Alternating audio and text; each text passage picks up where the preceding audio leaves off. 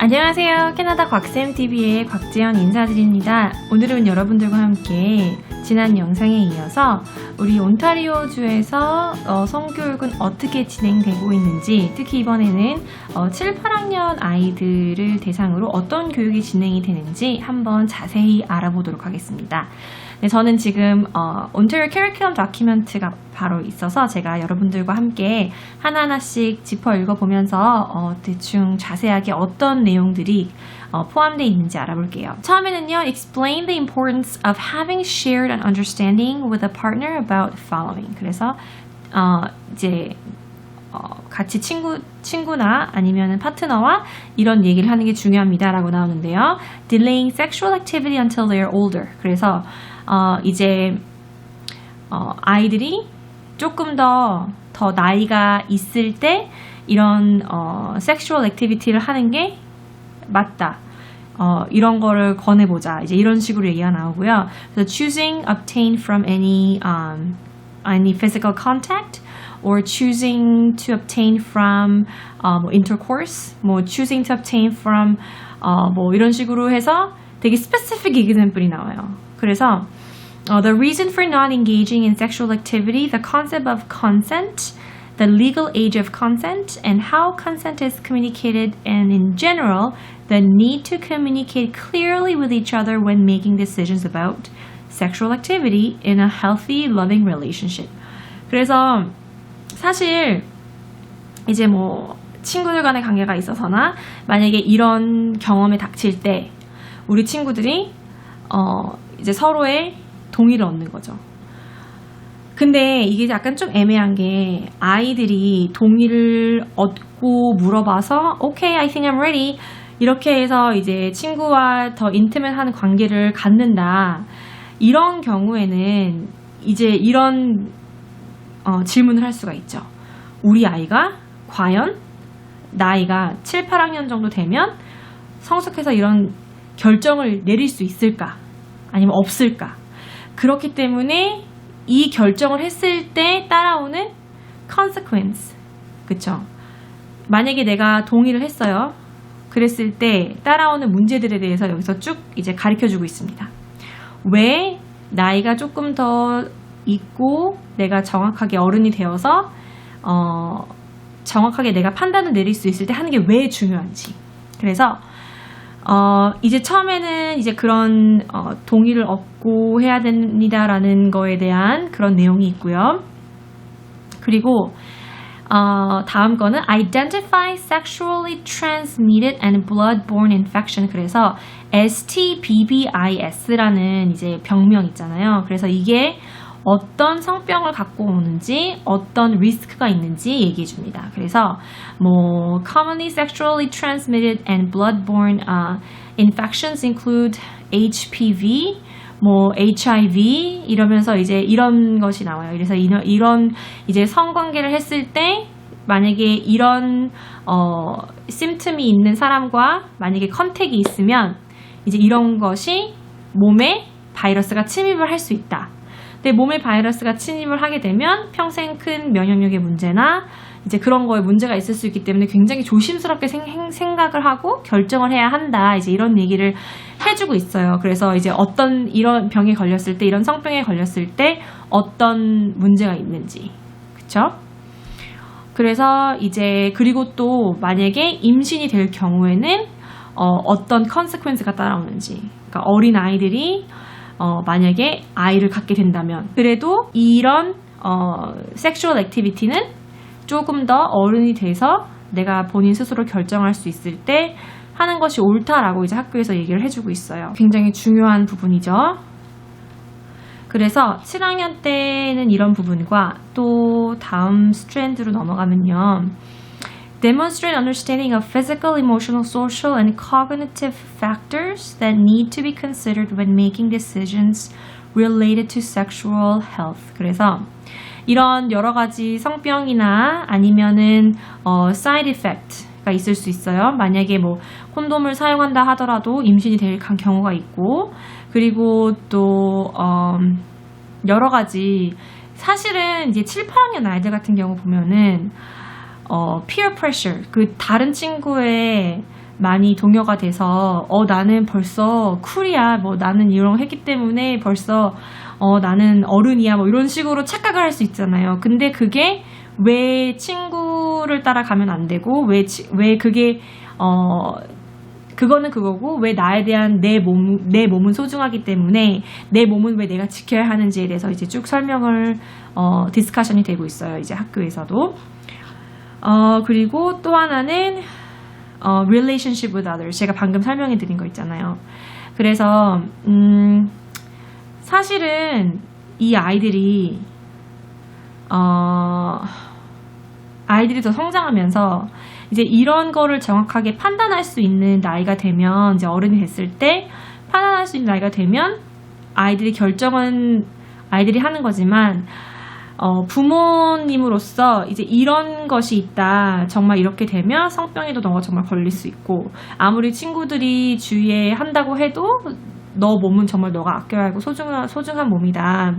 그리고 만약에 이렇게 한 경우에는 정말 임신이 될 가능성이 있기 때문에 그런 경우에는 너가 책임을 지어야 한다.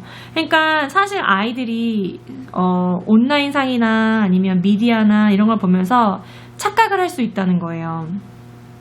아, 나 괜찮겠구나. 뭐 영화에서 또 저렇게 어린 아이들이 저렇게 하니까 괜찮겠구나라는 착각을 하는데, 그것이 잘못된 착각이라는 거를 알려주셔야 하고, 8학년 같은 경우에는 젠더 아이덴티티가 나와요. 이제 7학년에 있는 걸 좀 리뷰를 하면서 그러면서 이제 젠더 아이덴티티가 나오는데, 그래서 gender expression, sexual orientation, self concept 이제 이런 게 나오는데, 이 부분이 조금 이슈가 됐었죠.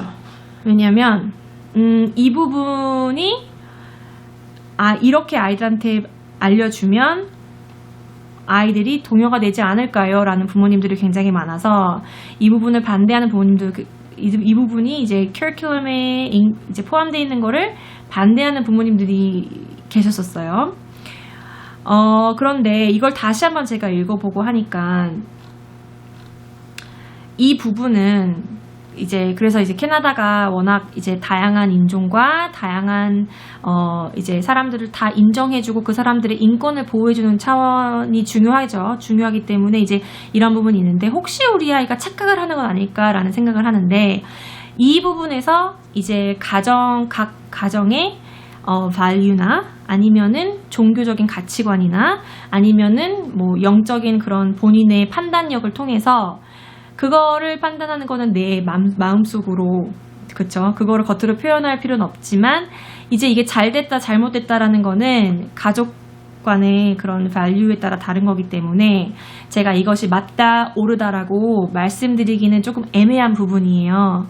하지만 이런 대화는 이제 여러분들께서 생각하시는, 왜냐하면 요즘에는 정말 예를 들어서 동성연애를 옹호하는 분도 계시고 아니면 반대하는 분들도 계시잖아요.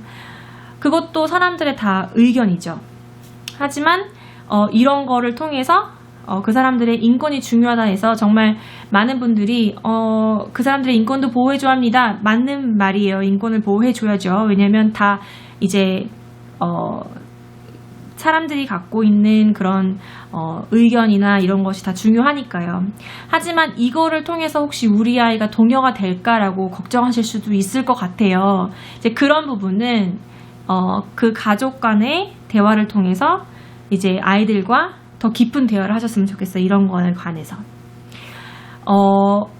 근데 제가 이제 상담을 몇 번 받아본 결과, 제가 이제 들은 얘기로는, 이거는 제 개인적인 얘기지만, 보통 이제 저도 굉장히 여기 부분에 대해서 고민이 많았어요. 부모로서 우리 아이가 혹시 나중에 컸을 때 착각을 하면 어떡하나, 아니면은 거기에 더 영향을 받으면 어떡하나.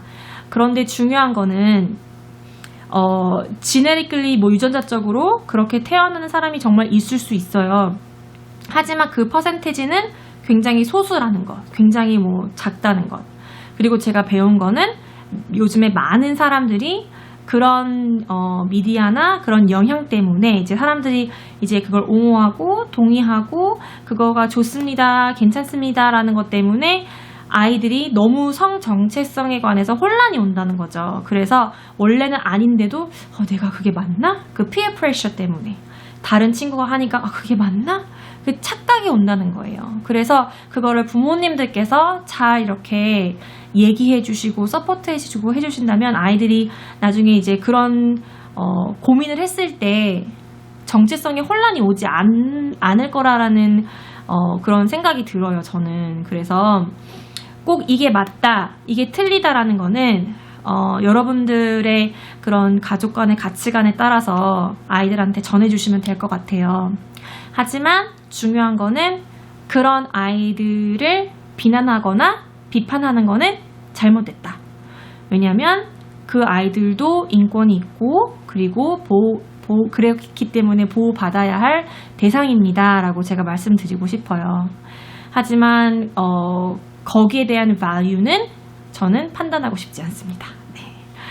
그래서 사실 8학년 정도는, 그러니까 7학년의 대부분에 관한 이제 그런 만약에 뭐 섹슈얼 액티비티를 했을 때의 그런 부작용들 얘기해주고 8학년 때에는 성의 정체성에 관해서 이제 더 얘기를 해주는데, 제가 여러분들께 드리고 싶은 거는, 제가 알기로는 이제 만약에 이런 부분이 너무 too much information이다, 나는 우리 아이들한테 이런 정보를 안 알려주고 싶다라는 분이 계실 수 있어요. 그러면 opt out을 하실 수 있어요. 학교에 편지를 쓰셔서 저는 우리 아이가 이런 정보에 노출되는 게 좀 꺼려져요 라고 생각하시는 분들 계실 수 있잖아요.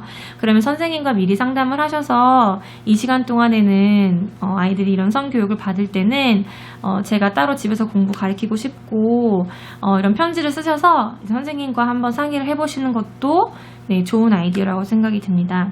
근데 간혹가다 제가 또 들은 얘기는 그렇게 되면 나중에 특수고등학교에 지원을 할 때 이 부분의 점수가 결여가 돼서 이제 불이익을 당할 수 있다라는 말을 들은 적이 있어서 보드마다 조금 다른 것 같고 교육청마다 이제 어떻게 이런 부분에 대해서 진행하는지는 조금씩 다른 것 같으니까 꼭 선생님과 먼저 확인을 해보시고, 그리고 중요한 거는 이제 집에서 사실은 진행되는 성교육이 굉장히 중요하다라는 거. 그래서 아이들이 편안하게 엄마 아빠와 이런 고민이 있을 때 좀 쑥스럽긴 하지만 엄마 아빠와 상의를 해서 결정하고, 그리고 궁금한 게 있으면 언제든지 아이들이 이제 얘기를 할 수 있을 정도의 그런 인티메이트한 관계를 열어두시는 게 더 아이들한테는 도움이 되지 않을까라는 생각이 듭니다. 네, 감사합니다. 여러분들 오늘 하루 정말 즐거운 하루 보내시고요. 모든 엄마 아빠들 너무 고생 많이 하셨습니다. 네, 감사합니다. 안녕히 계세요.